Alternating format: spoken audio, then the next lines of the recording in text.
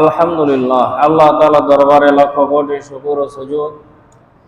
যে মহান মুনিব আমাদেরকে সালাতুল জুমার নামাজ আদায় করার জন্য মসজিদের মধ্যে আসার এবং বসার, নামাজের পূর্ব মুহূর্তে কোরআন সুন্নাহর আলোকে সহিহ তরিকায় কিছু কথা বলার এবং শুনবার মতো হিম্মত, শক্তি, তৌফিক, ধৈর্য দান করলেন, সেই মালিকের দরবারে শুকরিয়া। জবান খুলে সকলেই বলছি আলহামদুলিল্লাহ। লক্ষ কোটি দরুদ ও সালাম বিশ্ব মানবতার মুক্তির দিশারি সৈয়দুল মুরসালিন, খাতামুন নবিয়্যিন, শাফিউল মুসলিমিন, রাহমাতাল লিল আলামিন, মহানবী, শেষ নবী, আখিরি নবী জনাবে মুহাম্মদুর রাসূলুল্লাহ সকলে বলি সাল্লাল্লাহু আলাইহি ওয়াসাল্লাম। সম্মানিত মুসল্লিন ইকরাম, আমাদের নবীজি সাল্লাল্লাহু আলাইহি ওয়াসাল্লামের জীবনের উপরে আলোচনা চলতেছিল। আমরা গত জুমায় এই পর্যন্ত আলোচনা করতেছিলাম যে মানুষকে চেনা যায়, পরীক্ষা করা যায় তিন বস্তু দ্বারা। এক নাম্বার ক্ষমতা বা এক নাম্বার টাকা, দ্বিতীয় নাম্বার হচ্ছে নারী, তৃতীয় নাম্বার হচ্ছে ক্ষমতা। হযরতে খাদিজাতুল কুবরা রাদিয়াল্লাহু তাআলা আনহা, আমাদের আম্মাজান, আল্লাহ রাসূল সাল্লাল্লাহু আলাইহি ওয়াসাল্লামকে টাকা দিয়ে পরীক্ষা করেছিলেন। আল্লাহ রাসূল সাল্লাল্লাহু আলাইহি সাল্লাম পরীক্ষায় পাশ করেছেন। নারী দিয়ে পরীক্ষা করেছিলেন, সেই পরীক্ষাতেও পাশ করেছেন। এখন আসেন আমরা আজকের জন্য আলোচনা করব যে টাকা এবং ক্ষমতা, টাকা এবং নারী পাওয়ার পরে আল্লাহ রাসূল সাল্লাল্লাহু আলাইহি ওয়াসাল্লামের চরিত্র আগে যেমন ছিল পরে তেমন, তার চরিত্রের কোনো পরিবর্তন হয় নাই। তাহলে একটু আজকে আমরা রাসূল সাল্লাল্লাহু আলাইহি সাল্লামের হাতে ক্ষমতাটা দিয়ে দেখি যে রাসূল সাল্লাল্লাহু আলাইহি সাল্লামের চরিত্র কি আগের মতোই থাকে না একটু পরিবর্তন হয়। আজকে আমরা দেখব রাসূল সাল্লাল্লাহু আলাইহি সাল্লাম ক্ষমতা পাওয়ার পরে তার মানুষের সঙ্গে ব্যবহারটা কেমন ছিল। সম্মানিত মুসল্লিন ইকরাম, আল্লাহ রাসূল সাল্লাল্লাহু আলাইহি সাল্লাম কালেমার দাওয়াত দিলেন নিজের কওমের লোকের কাছে। সর্বপ্রথম কওমের লোকেরা আল্লাহ রাসূল সাল্লাল্লাহু আলাইহি সাল্লামের কথা মানল না। এক একজনে এক এক রকম ভাবে আল্লাহ রাসূলকে কটাক্ষ করতে লাগলো, কথা বলতে লাগলো। পরবর্তীতে সমস্ত কাফেরেরা মিলে আবু তালিবের কাছে খবর পাঠালো এবং তারা এসে প্রস্তাব দিল যে শোনো, সে যদি ভালো নারী চায় নারী দেওয়া হবে, সে যদি টাকা চায় তাহলে টাকা দেওয়া হবে, সে যদি ভালো বাড়ি চায় বাড়ি দেওয়া হবে, এবং সে যদি ক্ষমতা চায় সেটাও তাকে দেওয়া হবে। কিন্তু সে যেন আমাদের বাপদাদার যে ধর্ম, এই ধর্মের বিরুদ্ধে যাতে করে সে কথা না বলে, এক আল্লাহর কথা যাতে করে সে না বলে। আল্লাহ রাসূল সাল্লাল্লাহু আলাইহি সাল্লাম এই সমস্ত অফারগুলো পাওয়ার পরেও আল্লাহ রাসূলের চরিত্রের কোনো পরিবর্তন হয় নাই। আল্লাহ রাসূল স্পষ্টভাবে জবাব দিয়েছেন যে চাচা, এগুলো তাদের পক্ষে দেওয়া সম্ভব বলেই তারা এগুলো দেওয়ার জন্য আমাকে অফার করেছে। কিন্তু আপনাকে আমি স্পষ্টভাবে একটা কথা বলি, এগুলো দেওয়া সম্ভব, দেওয়া যায়, দিতে পারে, কিন্তু আমার এক হাতে যদি চন্দ্র দেওয়া হয়, এক হাতে যদি সূর্য দেওয়া হয়, দেওয়া সম্ভব না, তারপরেও যদি তারা এনে দেয়, কিন্তু আল্লাহ তাআলার দিন থেকে চুল পরিমাণ পিছনে সরার প্রশ্নই আসে না, আমি সরব না। সুবহানাল্লাহ। সম্মানিত মুসল্লিন ইকরাম, রাসূল সাল্লাল্লাহু আলাইহি সাল্লামের মক্কার জীবন 13 বছরের জীবন, অনেক কথা। তারপরে নবীজি সাল্লাল্লাহু আলাইহি ওয়াসাল্লামকে জেলখানার মধ্যে বন্দী করে দেওয়া হয়েছে। সেই জায়গার মধ্যে আবু তালিব দুনিয়ার জমিন থেকে বিদায় নিয়ে চলে গেছে। তারপরে খাদিজাতুল কুবরা রাদিয়াল্লাহু তাআলা আনহা 1 সপ্তাহের মাথায় সেখান থেকে বিদায় নিয়ে চলে গেছে। জান্নাতুল মুআল্লার মধ্যে হযরতে খাদিজাতুল কুবরা রাদিয়াল্লাহু তাআলা আনহার কবরের পাশেই নবীজি সাল্লাল্লাহু আলাইহি ওয়াসাল্লামের চাচা আবু তালিবকে সেখানেই শায়িত করা হয়েছে, সেখানেই কবর দেওয়া হয়েছে। আল্লাহ রাসূল সাল্লাল্লাহু আলাইহি ওয়াসাল্লামকে এতটা ভালোবেসেছিলেন, মহব্বত করেছিলেন। এই 8 বছর বয়সে যখন আব্দুল মুত্তালিব যখন মারা যায়, সে সময় আল্লাহ রাসূলের দায়িত্ব নিয়েছিলেন আবু তালিব। একেবারে জীবনের শেষ নিঃশ্বাস পর্যন্ত, এমনকি তিনি ইচ্ছা করলে তিনি কারাগারের মধ্যে না থেকে তিনি বাইরে থাকতে পারতেন, কিন্তু আল্লাহ রাসূলকে তিনি এতটাই মহব্বত করতেন যে আল্লাহ রাসূলের ভালোবাসায় শিয়াবে আবু তালিবের মধ্যে তিনিও সেই জায়গার মধ্যে বন্দী ছিলেন। মৃত্যু শয্যায় শায়িত আবু তালিব, আল্লাহ রাসূল মাথার কাছে বসা। মক্কার কাফেরেরা আবু তালিবের মৃত্যুর কথা শুনে, অসুস্থের কথা শুনে তারা পাশে এসে দাঁড়িয়েছে। আল্লাহ রাসূল মাথার কাছে বসে বসে বলতেছে, চাচা 8 বছরে আমার দায়িত্ব নিয়েছেন, আপনার অনেকগুলো সন্তান ছিল, কাউকে আপনি বুকের কাছে নিয়ে ঘুমাতেন না, আমি মুহাম্মদের মাথাটা আপনার বুকের কাছে নিয়ে ঘুমাতেন। বাইরের লোকজন ডাক দিয়ে বলতো যে, আবু তালিব, তুমি তোমার সন্তানকে দূরে রেখে তোমার ভাতিজাকে তুমি তোমার বুকের কাছে নিয়ে ঘুমাও, কারণটা কি? বলে, আমার শুধু ভাতিজা না, সে হচ্ছে আমার কাছে আমার বাবার দেওয়া আমানত। চাচা, আপনি আমার এত খেদমত করেছেন, আমাকে আপনি ছোট থেকে বড় করলেন, আমাকে আপনি কষ্ট পেতে দেন নাই, এক লুকমা খাবারের যদি ব্যবস্থা হয়েছে আগে আমার মুখে দিয়েছেন, পরে যদি খাবার বেঁচেছে আপনার অন্যান্য সন্তানের মাঝে আপনি বন্টন করেছেন।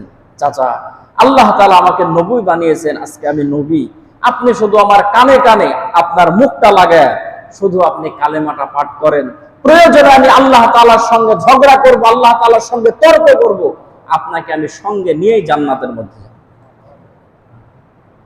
মক্কার কাফেরেরা আবু তালিবের দিকে তাকায় বলল, আবু তালিব, তুমি যদি এই মুহূর্তে কালেমা পড়ো, দুনিয়ার মানুষ তোমাকে ধিক্কার জানাবে। মৃত্যুর ভয়ে আবু তালিব বাপ দাদার ধর্ম ছেড়ে ভাতিজার ধর্ম গ্রহণ করেছে।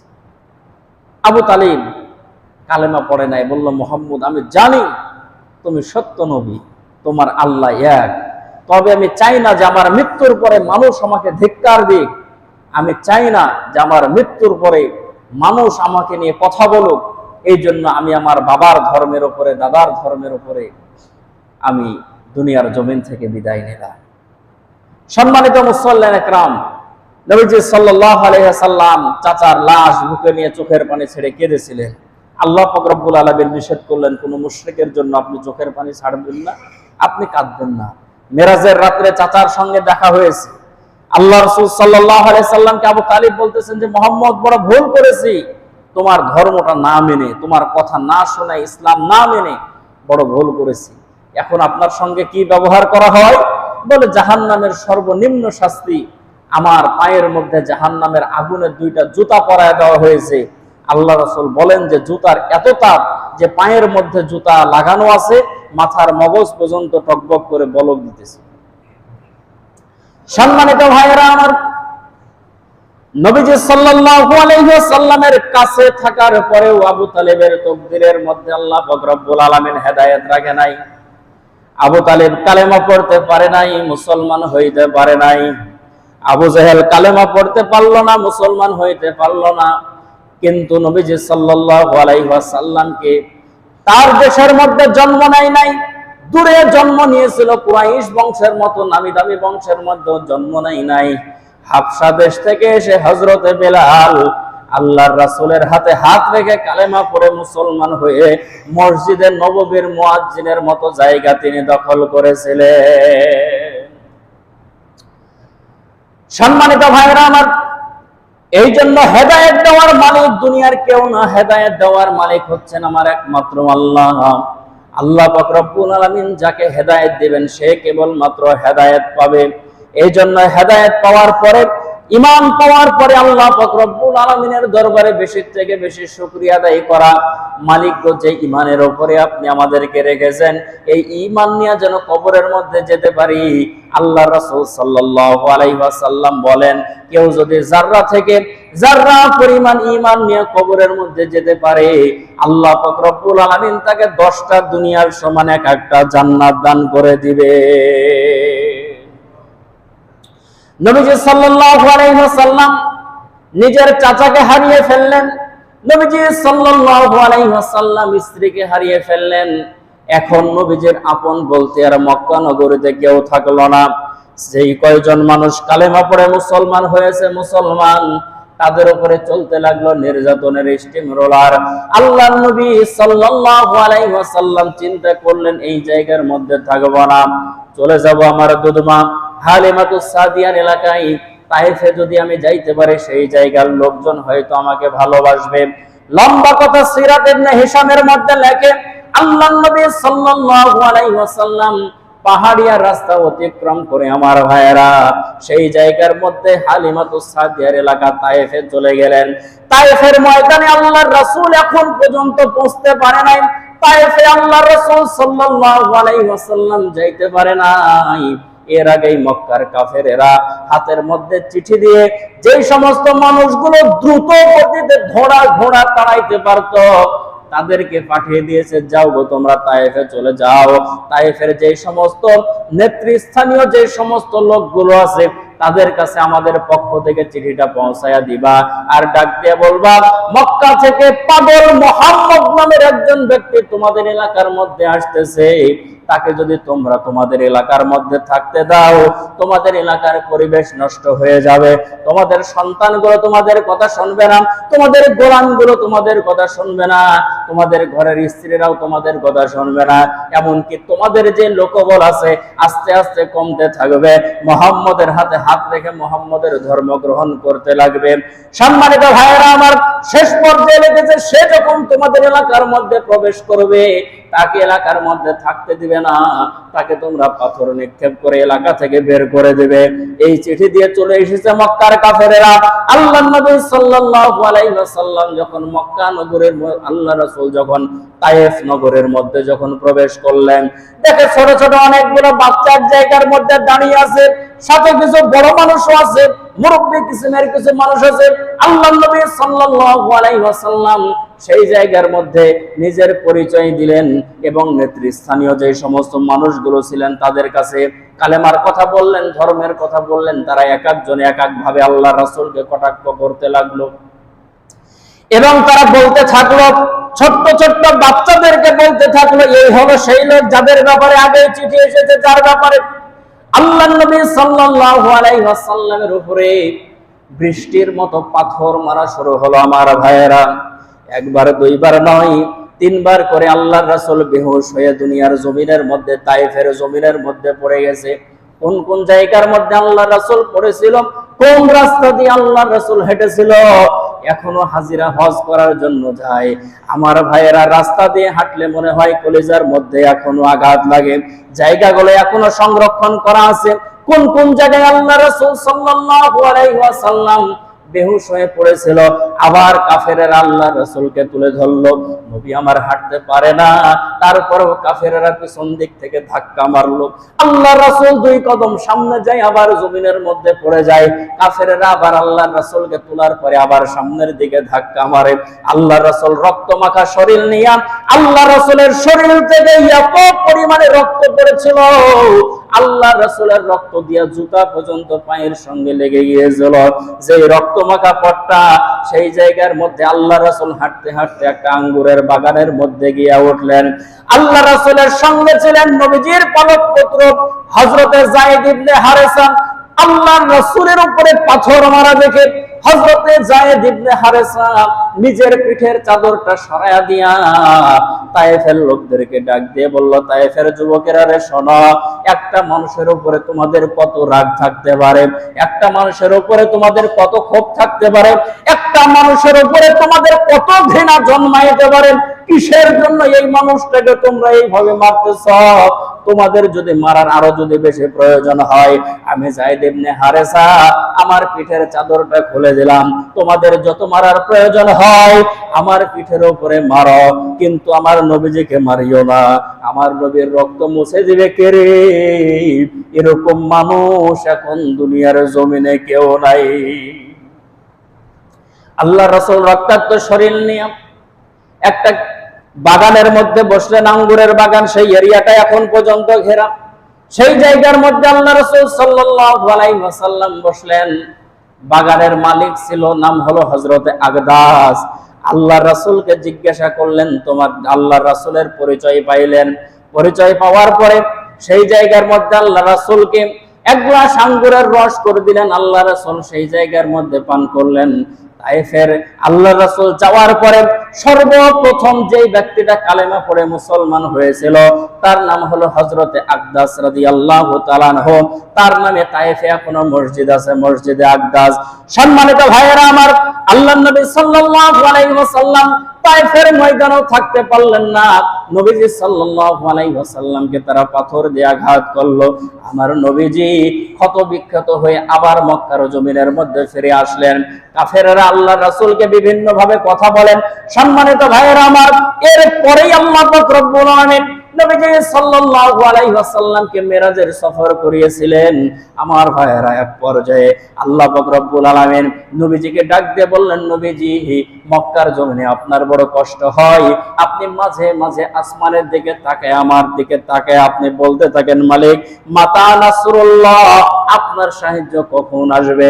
আমার ভাইয়েরা, নবীজির উপরে তায়েফের ময়দান সহ যত জায়গায় কাফেররা আঘাত করেছিল, সঙ্গে সঙ্গে ফেরেশতারা এসে আল্লাহ পাক রব্বুল আলামিনের হাবিবের কাছে বলেছেন, নবী গো, আপনি শুধু অনুমতি দেন, পাহাড় চাপা দিয়া তায়েফের মানুষগুলোকে আমরা শেষ করে ফেলবো। আল্লাহ রাসূল বলেন, না না, আল্লাহ পাক রব্বুল আলামিন আমার ব্যাপারে বলেছেন, ওয়া মা আরসালনাকা ইল্লা রাহমাতাল লিল আলামিন। तमाम পৃথিবীর মানুষের জন্য, প্রত্যেকটা মাখলুকাতের জন্য আল্লাহ পাক রব্বুল আলামিন আমাকে রহমত বানায়া দুনিয়ার মধ্যে পাঠিয়েছে। আমার নামের সাথে যদি রহমত না থাকতো রে, অবশ্যই আমি উম্মতের জন্য বদদুয়া করতাম। কিন্তু যে আল্লাহ পাক রব্বুল আলামিন আমাকে রহমত বানায়া দুনিয়ার জমিনে পাঠিয়েছেন, আমি রহমতের নবী হইয়া মানুষের জন্য কিভাবে আমি আযাবের গজবের দোয়া করতে পারি? ফেরেশতারা রে শোনো, এই সমস্ত মানুষগুলো আমারে চেনে না, এই সমস্ত মানুষগুলো আমারে বোঝে না, এই জন্য আমার কালেমা পড়ে না। এমন একটা সময় আসবে তারা কালেমা না পড়লে কি হবে রে? তার সন্তানেরা এক একজন আমার সৈনিক তৈরি হবে। বলেন সুবহানাল্লাহ। আল্লাহ রাসূল যখন কালেমার দাওয়াত দেয়, কেউ কালেমা পড়ে না। আল্লাহ রাসূল ক্ষতবিক্ষত শরীর নিয়ে হযরতে খাদিজাতুল কুবরার কাছে আসার পরে ডাক দিয়ে বলেন, খাদিজা, আমারে নবী বলে কে মানবে? মানুষের কাছে কালেমার দাওয়াত দেই রে খাদিজা, কেউ কালেমা পড়ে না, আমার দিকে পাথর মারে, আমার দিকে ঢেল মারে। আল্লাহ রাসূলকে হযরতে খাদিজা ডাক দিয়ে বলেন, নবী গো, আপনি একটু কষ্ট করেন গো নবী, আপনার পূর্বে যে সমস্ত নবীগুলো ছিল তারাও কষ্ট করেছে, অতএব আপনিও কষ্ট করেন, আপনার উম্মতের অভাব হবে না। আমার ভাইয়েরা, নবীজির উপরে নবুয়াত আল্লাহ রাসূল যখন লাভ করলেন, আল্লাহ রাসূলের উম্মত কে হবে, কালেমা কে পড়বে, এই নিয়ে টেনশন। আজকে 1447 হিজরিতে আসার পরে আমার ভাইয়েরা, আজকে আল্লাহ রাসূলের উম্মতের পৃথিবীর মধ্যে অভাব নাই। কোটি কোটি উম্মত রাসূলের, নবীজি সাল্লাল্লাহু আলাইহি ওয়াসাল্লামের উম্মতের অভাব নাই। আল্লাহ রাসূল ডাক দিয়ে বললেন, ফেরেশতারা রে, উম্মতের জন্য আমি বদদুয়া করব না, এরা হয়তো আমারে চিনে না, এই জন্য আমারে মানে না রে। ফেরেশতারা শোনো, এমন একটা সময় আসবে রে, তাদের সন্তানেরা কালেমা পড়বে, আফসোস করবে, আহারে আমার বাবারা, আমার দাদারা আল্লাহর রাসূলকে পাওয়ার পরেও তারা রাসূলের হাতে হাত রেখে কালেমা পড়তে পারে নাই। সম্মানিত ভাইয়েরা আমার, আল্লাহর নবী সাল্লাল্লাহু আলাইহি ওয়াসাল্লামকে আল্লাহ পাক রব্বুল আলামিন ডাক দিয়ে বললেন, নবীজি, আর মক্কার জমিনে আপনার থাকা লাগবে না, নবী গো, আপনাকে হিজরত করা লাগবে। আল্লাহ পাক রব্বুল আলামিনের হাবিব ডাক দিয়ে বলেন, মালিক, মক্কা নগরী ছেড়ে আমারে আবার কোথায় যাওয়া লাগবে? আল্লাহ ডাক দিয়ে বলেন, বন্ধুগো শোনেন, মক্কা নগরী ছেড়ে আপনি ইয়াসরিবে চলে যাবেন। ইয়াসরিবের কথা শুনে আল্লাহ রাসূলের চোখ দিয়ে পানি চলে আসলো। আমার আল্লাহ বলেন, বন্ধুগো কিসের জন্য কাঁদেন? বলেন, না না না না, আমি ইয়াসরিবে যেতে চাই না। কেন গো বন্ধু ইয়াসরিবে যেতে চান না? বলে, 6 বছর বয়সে আমার মাকে সঙ্গে নিয়ে আমি ইয়াসরিবে গিয়েছিলাম বাবার কবর জিয়ারত করার জন্য। ওই বদরের প্রান্তে কিছু দূর যাওয়ার পরে বাবলা বাগান, সেই জায়গায় আবুয়া প্রান্তর, ওই আবুয়া প্রান্তরে বাবার কবর জিয়ারত করার জন্য সেই জায়গায় আমি আমার মাকে হারিয়েছি। ওই ইয়াসরিবের কথা মনে পড়লে আমার মায়ের কথা মনে হয়, ইয়াসরিবের কথা মনে হইলে আমার বাবার কথা মনে হয়। আমার কাছে মনে হয় ইয়াসরিবের মাটি এমন একটা জমিন, যেই জমিন আমার বাবাকে খেয়ে ফেলেছে, আমার মাকে নিয়েছে, ওই জায়গার মধ্যে আমি যাব না।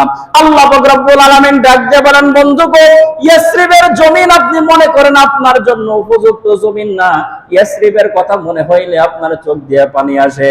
ওগো বন্ধু, আপনি ওঠেন, হিজরত করা শুরু করেন ইয়াসরিবের দিকে।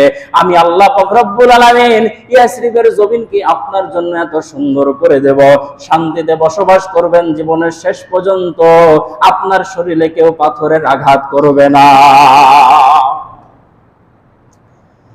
আল্লাহ পাক রব্বুল আলামিন জানিয়ে দিলেন, নবীজি হিজরত করাই লাগবে। আল্লাহর নবীর সবথেকে বিশ্বস্ত সাহাবী ছিলেন হলো হযরত আবু বকর।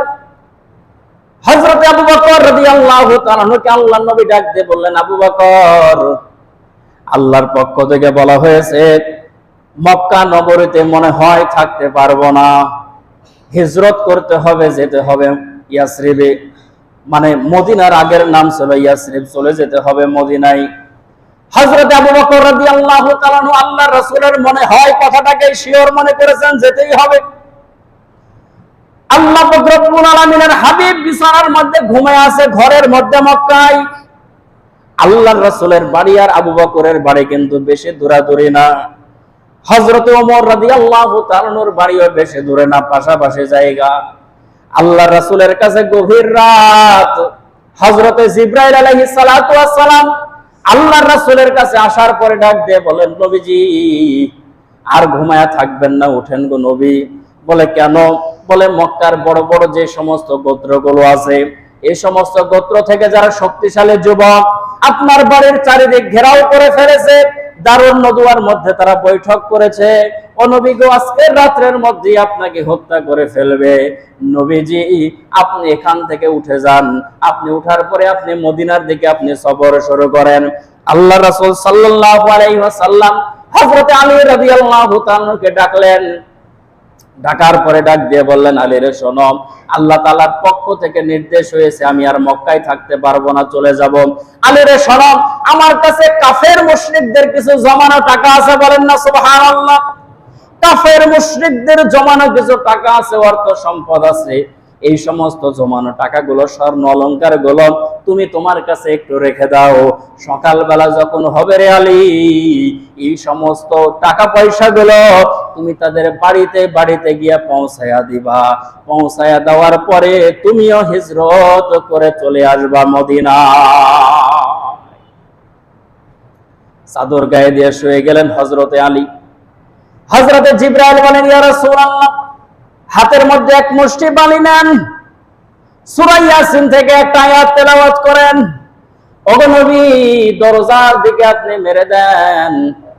আল্লাহ রাসূল ডাক দিয়ে বলেন, জিবরাইল রে, কাফেররা তো তুমি বললা চারিদিকে ঘিরে আছে, দরজার দিকে যদি আমি বালিটা মেরে দিই লাভ কি হবে? হযরতে জিবরাইল ডাক দিয়ে বলেন, নবীজি বালিটা মারার দায়িত্ব আপনার, সমস্ত কাফেরের চোখে পৌঁছায়া দেওয়ার দায়িত্ব হচ্ছে আল্লাহ। হযরতে আলী আল্লাহ রাসূলের কম্বল মুড়ি দিয়ে সেই জায়গার মধ্যে ঘুমায় আছে। মনে মনে ভাবে, আল্লাহর রাসূল মনে করে যদি কাফেররা আমাকে টুকরা টুকরা করে ফেলে আমার জীবন বড় ধন্য হবে। আবার মনে মনে ভাবে, না রে না, আল্লাহর রাসূল আমাকে বলেছে আমানতগুলো বাড়িতে বাড়িতে পৌঁছায়া দিতে, আবার বলেছে পৌঁছায়া দিয়ে হিজরত করে রে আলী আবার মদিনায় চলে আসবা। বোঝা গেল যত বড়ই কাফের আসুক না কেন, কাফেরের হাতে আমি আলীর আজকে রাত্রে অন্তত পক্ষে মৃত্যু হবে না। হযরত আলী রাদিয়াল্লাহু তাআলার বিশ্বাস। আল্লাহর নবী সাল্লাল্লাহু আলাইহি ওয়াসাল্লাম বের হয়ে আসলেন বাড়ি থেকে, কাফেরদের চোখের মধ্যে বালি পৌঁছায় দিয়েছেন আমার আল্লাহ। কাফেররা চোখটা ডলতেছে একজনের মধ্যে, আরেকজন ধাক্কা খায়, আল্লাহ রাসূল বের হয়ে চলে এসেছেন, তারা বুঝতে পারে নাই।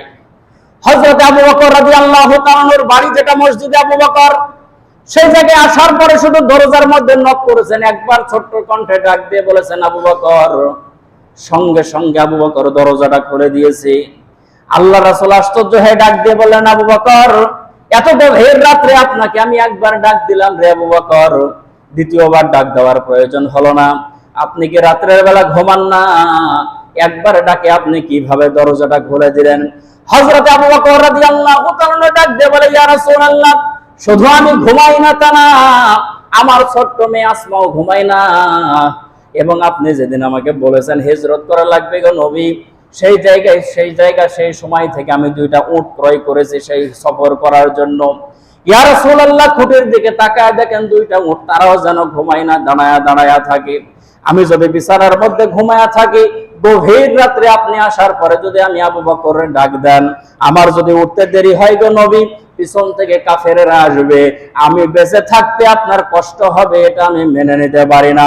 আবু বকরের সময় লম্বা করা যাবে না রে আবু বকর, এখান থেকে রওনা করতে হবে, যেতে হবে বহুদূর, পিছনে কাফেররা আছে। আল্লাহর রাসূলকে নিয়ে আবু বকর রওনা করলেন। পাহাড়িয়া পথ বেয়ে বেয়ে আল্লাহর রাসূল গিয়ে গাড়ে সরে উঠলেন। গাড়ে সর, মানুষ যতই শক্তিশালী হোক না কেন, প্রায় 2 থেকে 2.5 ঘন্টা সময় লাগে সেই জায়গার মধ্যে উঠতে, পাহাড়ে উঠতে। এখন কিছু জায়গা আছে ধরে ধরে ধরে ধরে উঠা যায়, তারপরেও পুলিশ নিষেধ করে উঠা যাবে না, 5 স্লিপ করলে কিন্তু মরণ ছাড়া গতি নাই। সেই জায়গায় হযরত আবু বকর আল্লাহর রাসূলকে দাঁড়ায়া ডাকতে বলে, ইয়া রাসূলুল্লাহ, এত দীর্ঘ পথ আপনি পাড়ি দিয়ে আসলেন, আবার এই জায়গার মধ্যে পাহাড়ে উঠবেন। নবী গো, আপনার বড় কষ্ট হবে গো নবী, আমি বসে গেলাম, আমার কাঁধের উপরে আপনি উঠে বসেন, আমি আবু বকরের জীবন থাকতে আপনারে আমি কষ্ট দেব না। আল্লাহর নবী ডাক দিয়ে বলে, আবু বকর, যতদূর পারে আমি হাঁটতে থাকি, তুমি আমার সঙ্গে হাঁটতে থাকো। আবু বকর একবার সামনে যায়, একবার পিছনে যায়, একবার ডানে যায়, একবার বামে যায়। আল্লাহ রাসূল ডাক দিয়ে বলে, আবু বকর রে, সামনের দিকে আগাও, পিছনে বারবার ঘুরো, তাকাও, কারণটা কি রে আবু বকর? হযরত আবু বকর ডাক দিয়ে বলে, ইয়া রাসূলুল্লাহ, ইয়া হাবিবাল্লাহ, যখন আমি সামনের দিকে যাই, আমার মনে হয় না জানি পিছন দিক থেকে এসে কাফেররা আক্রমণ করবে। আবার দৌড় দিয়ে পিছনে আসি, পিছনে আসলে মনে হয় ডান দিক থেকে কাফেররা আসলো। আবার ডান দিকে দৌড়ে যায়, ডান দিকে গেলে মনে হয় জানি বাম দিকে কাফেররা আসলো। কিছু পথ আল্লাহর রাসূলকে কাঁধে নিয়ে হযরত আবু বকর রাদিয়াল্লাহু তাআলা আনহু সেই পাহাড়ের উপরে উঠেছেন। পাহাড়ের উপরে উঠার পরে আল্লাহর রাসূলের শরীরটা ক্লান্ত শ্রান্ত অবস্থা। ডাক দিয়ে বললেন, আবু বকর, ফজরের সময় হয়ে গেছে, এখন সূর্য উঠবে ভাব, এই সময় যদি আমরা চলতে থাকি রে আবু বকর, তাহলে হয়তো কাফেররা পিছন থেকে চলে আসতে পারে, এখানে একটু বিশ্রামের দরকার। হযরত আবু বকর রাদিয়াল্লাহু তাআলা দেখতে পেলেন একটা গর্ত দেখা যায়, একটা গুহা দেখা যায়, গারে সৌর, গারে সৌর, গারে সৌর যেটাই বলেন না কেন, বড় একটা গর্ত দেখা যায়, মানুষ প্রবেশ করতে পারবে। আল্লাহ রাসূল প্রবেশ করতে চায়, হযরত আবু বকর বলেন, না গো নবী, না, আপনি এই জায়গার মধ্যে আপনি প্রবেশ করবেন না, আগে আমি যাব, না জানি গর্তের মধ্যে হিংস্র কোনো প্রাণী আছে। হযরত আবু বকর আগে প্রবেশ করলেন, সেই জায়গার মধ্যে মহিলাগুলো প্রবেশ করলেন, গর্তগুলো, ছিদ্রগুলো পরিষ্কার করে ফেললেন, গর্তগুলো বন্ধ করে ফেললেন, নিজের চাদর ছিঁড়ে ছিঁড়ে গর্তগুলোকে বন্ধ করে ফেলেছেন হযরত আবু বকর। আল্লাহর রাসূলকে নিয়ে গেলেন। আল্লাহর রাসূল ডাক দিয়ে বলে, আবু বকর, শরীরটা বড় ক্লান্ত রে আবু বকর, ঘুমাইতে বড় মন চাই। আল্লাহর রাসূলের হযরত আবু বকর বলেন, ইয়া রাসূলুল্লাহ, আমি বসে থাকি, আপনার চেহারার দিকে আমি তাকায় থাকবো গো নবী, আপনার চেহারা দেখতে বড় আমার ভালো লাগে, আমার কোলের উপরে মাথা দিয়া দিয়ে আপনি ঘুমায়া থাকবেন। আল্লাহর রাসূল হযরত আবু বকরের রানের উপরে মাথা দিয়ে আল্লাহর রাসূল ঘুমায়া যায়। হযরত আবু বকর কিছুক্ষণ পরে খেয়াল করে, এখনো পর্যন্ত একটা গর্ত বন্ধ হয় নাই, মনে হয় যেন গর্ত থেকে কোনো হিংস্র প্রাণের আওয়াজ আসে। হযরত আবু বকর পাটাকে একটু প্রশস্ত করে দিলেন, সেই জায়গার মধ্যে গোড়ালি দিয়ে সেই গর্তটা বন্ধ করে দিলেন। হযরত আবু বকর বুঝতে পারে ভিতর থেকে কি যেন তার পায়ের মধ্যে আঘাত করে। হযরত আবু বকর পাটা সরায় না, মনে করতেছে কোনো হিংস্র প্রাণী আসবে, রাসূলের ক্ষতি করে ফেলবে। একবার, দুইবার, তিনবার সময়টা পার হয়ে যায় মুসলমান। কিছুক্ষণ পরে হযরত আবু বকর রাদিয়াল্লাহু তাআলার পায়ের মধ্যে কামড় দিয়ে দিয়েছে, বিষাক্ত সাপের কামড়ে হযরতে আবু বকর রাদিয়াল্লাহু তাআলার চোখ দিয়ে দিয়ে পানি পড়ল। আল্লাহর রাসূলের চোখের, আল্লাহর হযরতে আবু বকরের চোখের পানি আল্লাহর রাসূলের চেহারার উপরে পড়েছে। আল্লাহর রাসূলের ঘুম ভেঙে গেল, তাকায় দেখতেছে আবু বকরের চেহারা কেমন যেন হয়ে গেছে। ডাক দিয়ে বলে, আবু বকর, কি ব্যাপার? ইয়া রাসূলুল্লাহ, পায়ের মধ্যে কিসে যেন কামড় দিয়েছে গো নবী।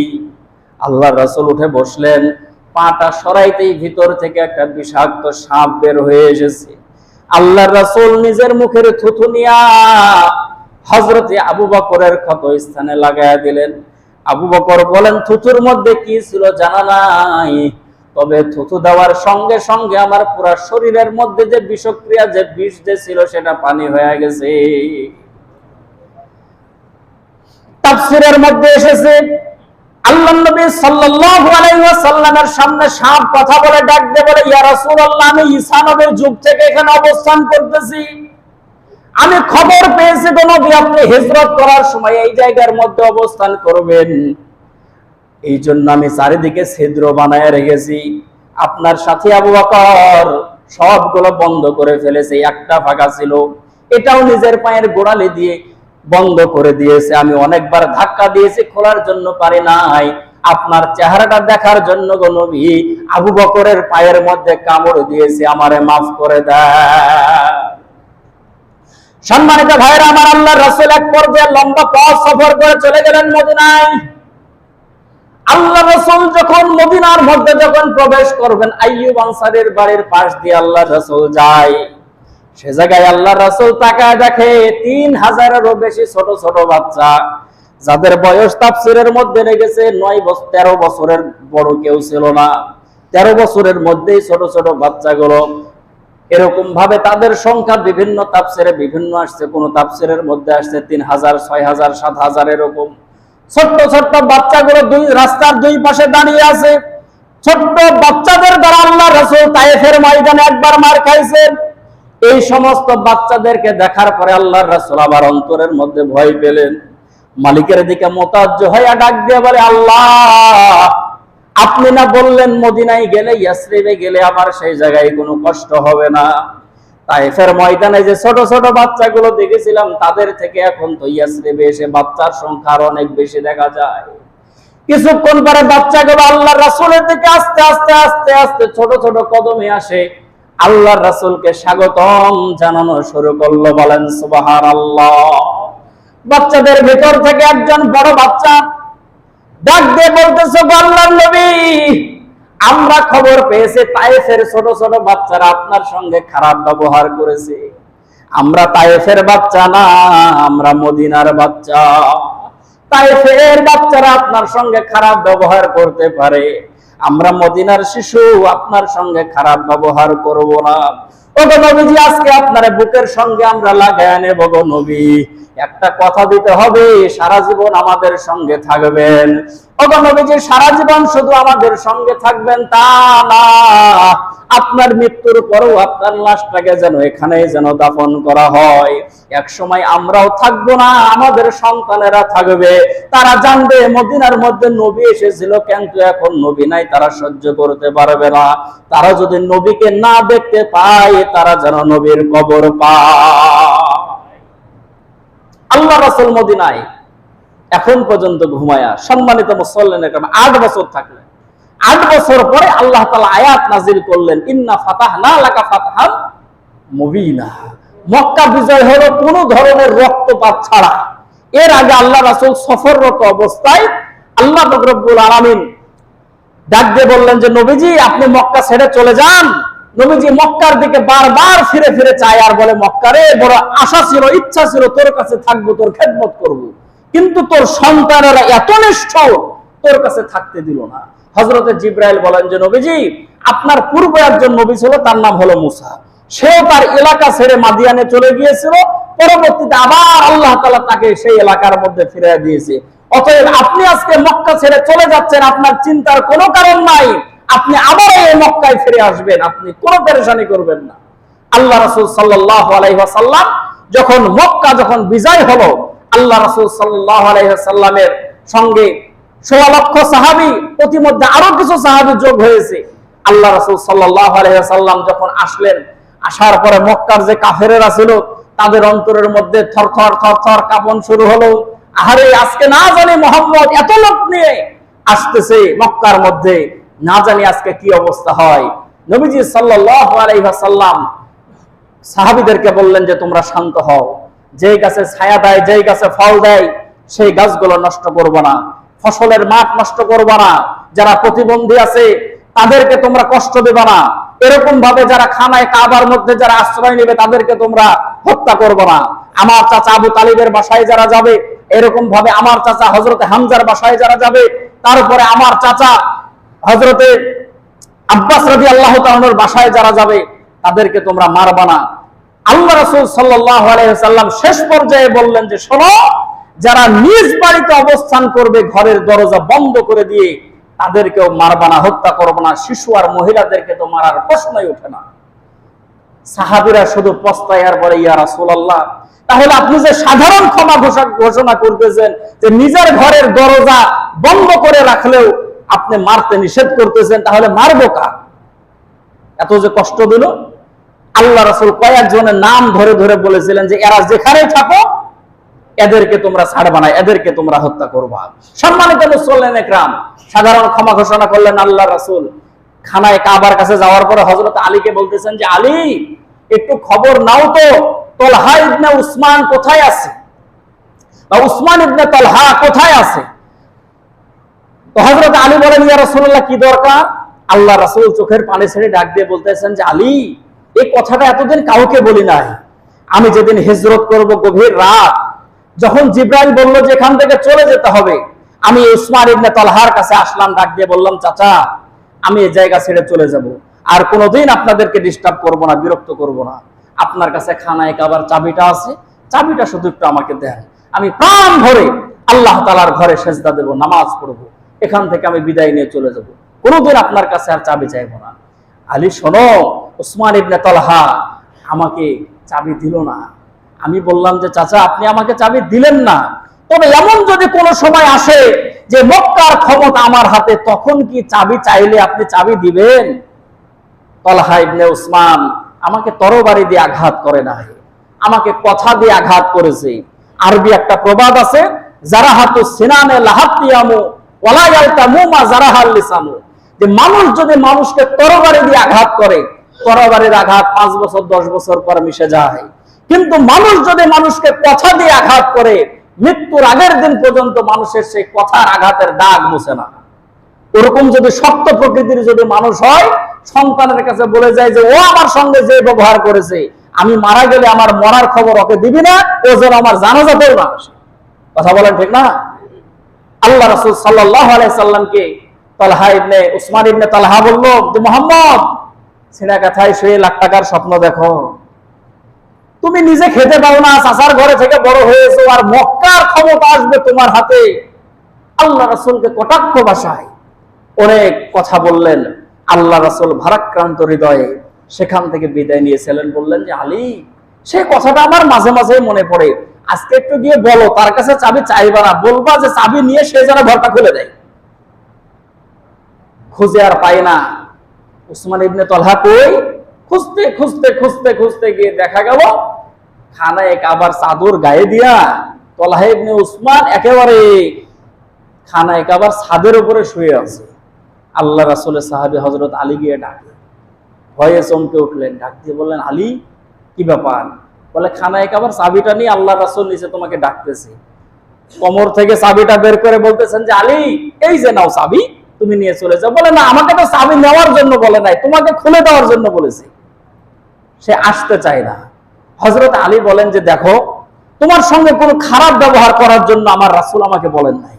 তুমি কি খবর পেয়েছো যে আমি কামস দুর্গের সেই কপাটটা বাম হাতে নিয়ে আমি আল্লাহু আকবারের তাকবীর দিয়ে আমি যুদ্ধ করেছি, সেটা আমি ফেলে দিয়েছি, সেটা 40 হাত দূরে গিয়ে পড়েছে, 40 মণ ওজনের তরজা আমি বাম হাত দিয়ে সেটা তুলেছি, তুমি কি খবর পেয়েছো?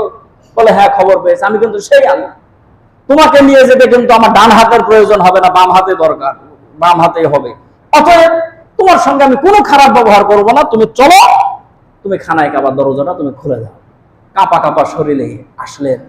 আসার পরে খানায় কাবার দরজা খুলে আল্লাহ রাসূল সাল্লাল্লাহু আলাইহি সাল্লামের যে সমস্ত চাচারা সেই পর্যন্ত বেঁচে ছিলেন, আল্লাহ রাসূলের বংশের যারা সবাই সেই জায়গার মধ্যে দাঁড়িয়ে আছে, আল্লাহ রাসূলের সাহাবীরা দাঁড়িয়ে আছে, যে খানায় কাবার চাবি আজকে আল্লাহ রাসূল এর কাছ থেকে নিয়ে কার কাছে দেয়, খুলে দিলেন।